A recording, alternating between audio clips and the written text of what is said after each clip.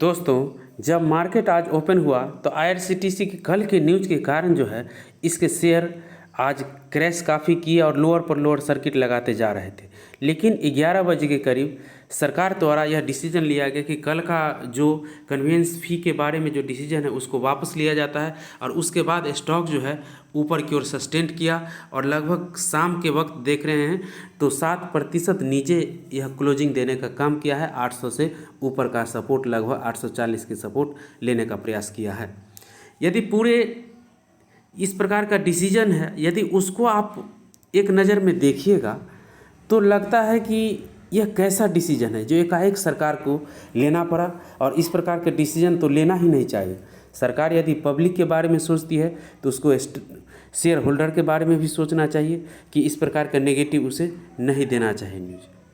अब देख रहे हैं कि कल के डेट में स्प्लिट का भी डेट था कि स्प्लिट हो चुका है और स्प्लिट के बाद लगभग स्टेक जब तक आपके अकाउंट में नहीं आ जाते हैं स्टॉक, तब तक न तो आप बेच पाते हैं और न ही उससे आप आसानी से निकल पाते हैं। तो पब्लिक को लगा कि मैं तो फंस गया हूं और मुझे सरकार ने फंसा दिया है। तो यह एक पीओसी कंपनी है, अर्थात जो गवर्नमेंट के रेगुलेटरी कंपनी है और गवर्नमेंट इसको रेगुलेट करती है।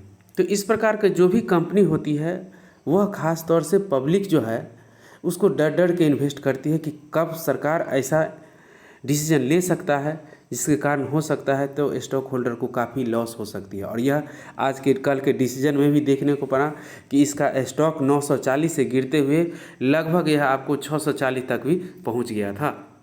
आप चार्ट में देख रहे हैं कि किस प्रकार एकाएक डाउनफॉल हुआ और किस प्रकार गिरावट इसमें देखने को मिल रही थी। और सपोर्ट जो लगभग आ रहा था वह लगभग आपको 640 के करीब जो है नीचे का लो आज बनाया था। उसके बाद आप बाउंस बैक इसमें देखने को मिला और अभी ये स्टॉक आप देख रहे हैं तो 840 रुपये के करीब यह आपको सपोर्ट लेने का प्रयास कर रहा है और इस पर सपोर्ट लिया है। तो आगे का क्या रणनीति होनी चाहिए दोस्त, मैं इस वीडियो में आपको बताने जा रहा हूँ कि दोस्त जो भी पीएससी कंपनी है ख़ास तौर से वह इस प्रकार के मूवमेंट आपको कभी भी दिखा सकती है।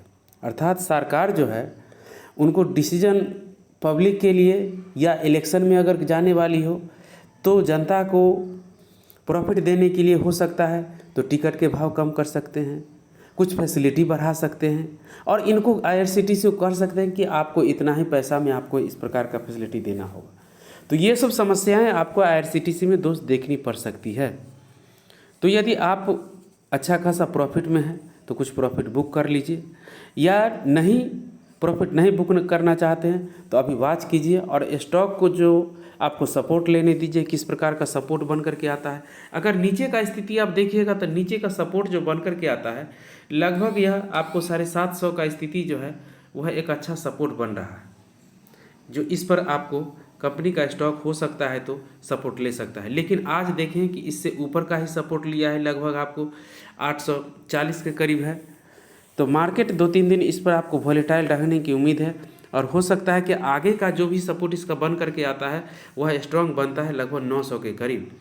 तो यदि 900 के ऊपर यह कंपनी क्लोजिंग देती है 2-3 ट्रेडिंग डे में तो आप मान के चल सकते हैं कि 900 का प्राइस ये सस्टेन कर सकता है। लेकिन दोस्त 1 तारीख का जो डेट है 1 नवंबर को, वह 1 नवंबर को जो है काफ़ी इसका जो कहने का मतलब है कि काफ़ी इसके लिए इम्पैक्ट लाने वाला है।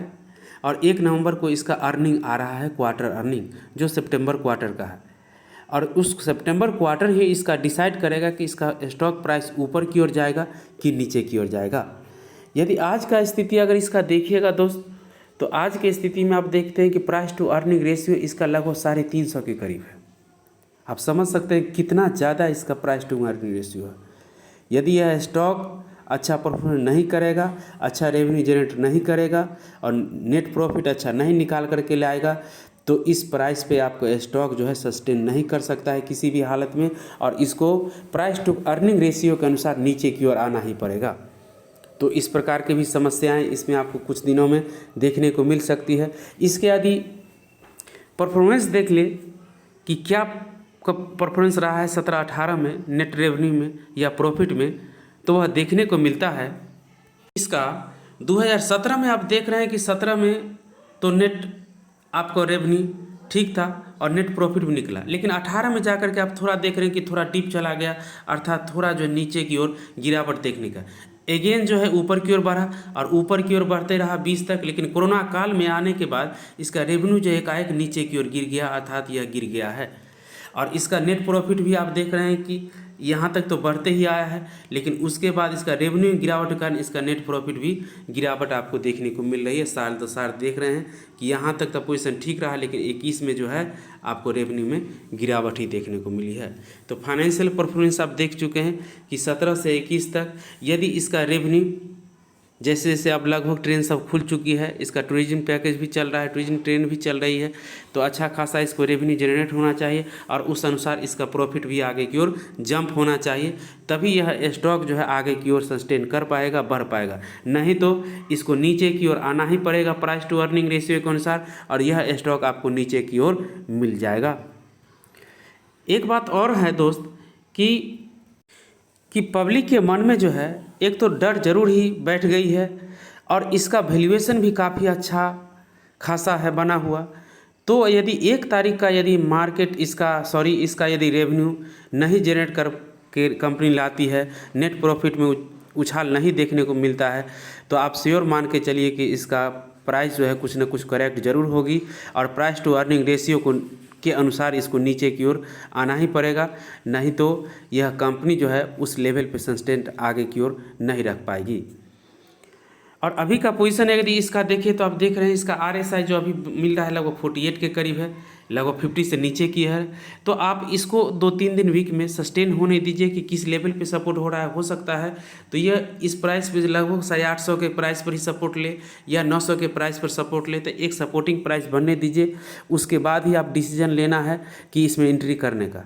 और लॉन्ग टर्म में रखते हैं तो अभी भी इस कंपनी का मोनोपोली तो बनी हुई है, मोनोपोली है भी, इसका कोई कंपटीटर नहीं है, क्योंकि कोई तो रेल में टिकट काट नहीं सकता है, कोई रेलवे टूरिज्म दे नहीं सकता है सिवाय इस कंपनी को छोड़ करके। तो इस कंपनी में मोट है, मोनोपोली है। लेकिन अगेन दोस्तों यह कंपनी PSU है, तो इस कंपनी पर सरकार का जो भी प्रेशर है हमेशा बना रहेगा और कंपनी का स्टॉक कुछ सरकार के बैड डिसीजन के कारण इसे गिरते हुए ही कभी दिखाई दे सकते, जिस प्रकार के आज आपको एक न्यूज़ के कारण इसका शेयर लगभग 30% नीचे की ओर कम बैक कर गया था, नीचे की ओर गिर गया था। हो सकता था आज 50% भी गिर सकता था, क्योंकि 1 घंटा के अंदर ही 30% आपको 1.5 घंटा के अंदर गिरावट हो गई थी। यदि दोपहर तक रखता तो अंदाज़ा हो सकता था कि यह कंपनी का शेयर जो है 50% भी गिर सकते थे। लेकिन सरकार ने इस गिरावट को भांप लिया और भांपने के बाद तुरंत ही इमीडिएट डिसीजन लिया कि इसको हम वापस लेते हैं।